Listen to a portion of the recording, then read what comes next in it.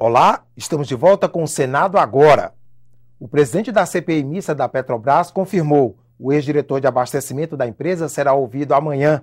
Um esquema especial de segurança está sendo montado para trazer Paulo Roberto Costa, de Curitiba, onde está preso, para Brasília, onde será o depoimento. Será o segundo depoimento de Paulo Roberto Costa no Congresso. Em junho, na CPI exclusiva do Senado, ele negou a participação em desvios de dinheiro da Petrobras.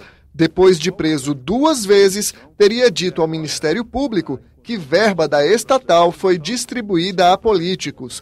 Nesta segunda-feira, o juiz federal Sérgio Moro autorizou a vinda de Paulo Roberto a Brasília. Na decisão, Moro lembra que o ex-diretor da Petrobras não é acusado de crimes violentos e que se deve evitar o uso de algemas. No mesmo despacho, o juiz afirma que o acusado tem direito a um advogado e a permanecer em silêncio. A permanência dele em silêncio ou não é uma estratégia da defesa. Ele tem a garantia constitucional de não se auto-incriminar. Nós vamos provocar, a mesma colaboração que ele está tendo com a Justiça, ele tenha também com a CPI. Paulo Roberto Costa será ouvido neste plenário.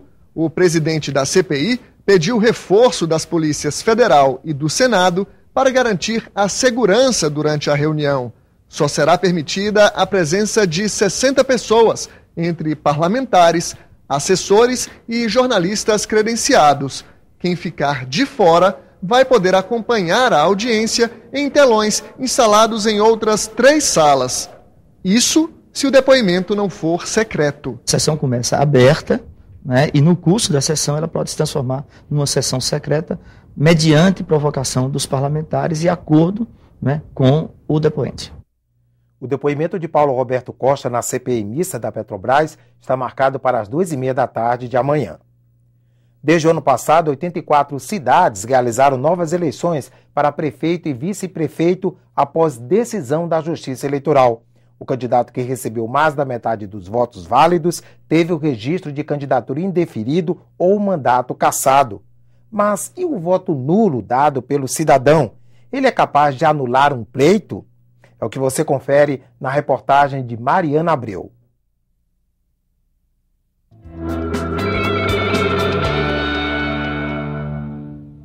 A menos de um mês das eleições, tem gente que ainda não sabe em quem votar. Estou em dúvida ainda. Tem que buscar, tem que pesquisar. Então eu ainda não defini qual seria meu voto. Eu estou prestando atenção no horário político, para ver, para me decidir. Estou em dúvida. Tem também quem está decidido a anular o voto. O político está desacreditado, né, filha? Não achei um candidato, que eu confiasse para votar. Mas qual a diferença entre votar nulo ou em branco? Segundo o glossário eleitoral do TSE, o voto em branco é aquele em que o eleitor não manifesta preferência por nenhum dos candidatos. Já o nulo é quando ele expressa sim uma vontade, a de anular o voto ao digitar um número inexistente.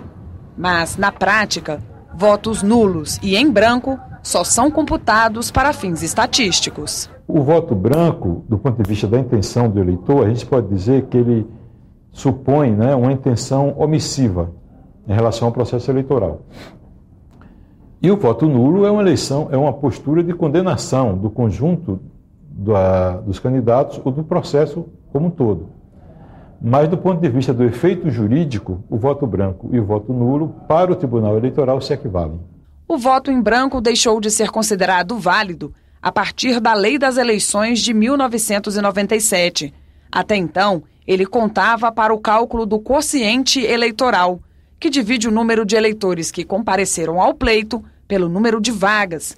Esse índice é usado para preencher os cargos do sistema proporcional, deputados e vereadores. Já o voto nulo não é considerado válido desde o Código Eleitoral de 1965. Historicamente, foi com os anarquistas que o voto nulo se tornou uma bandeira ideológica. Para eles, essa era uma forma de manter a própria liberdade, se recusando a entregá-la na mão de um líder. Os anarquistas sonhavam com uma sociedade organizada pelas pessoas, sem autoridades ou governantes. Já hoje em dia, há quem vote nulo como forma de protestar contra o sistema eleitoral ou contra os candidatos em disputa. Basta procurar na internet para encontrar dezenas de campanhas nesse sentido. Algumas criticam o fato de a vontade popular não ser suficiente para anular o pleito. É que, mesmo quando mais da metade dos eleitores anulam o voto, o resultado é mantido. Só a Justiça Eleitoral pode anular um pleito, quando é comprovada alguma fraude, como compra de votos, abuso do poder econômico ou irregularidades com mesários e urnas. Se a vontade do eleitor for anular a eleição, que existe uma campanha popular para anular a eleição e que mais de metade dos eleitores vote nulo, pela jurisprudência do TSE, isso não anularia a eleição.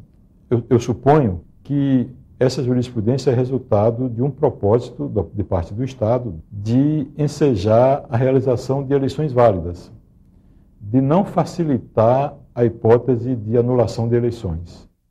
Em caso de perda de mandato, a Justiça Eleitoral convoca nova eleição se o candidato vencedor tiver recebido mais de 50% dos votos válidos no primeiro turno. Se ele tiver sido eleito no segundo turno, assume o posto o candidato que ficou em segundo lugar. O Senado Agora fica por aqui. Continue com a nossa programação.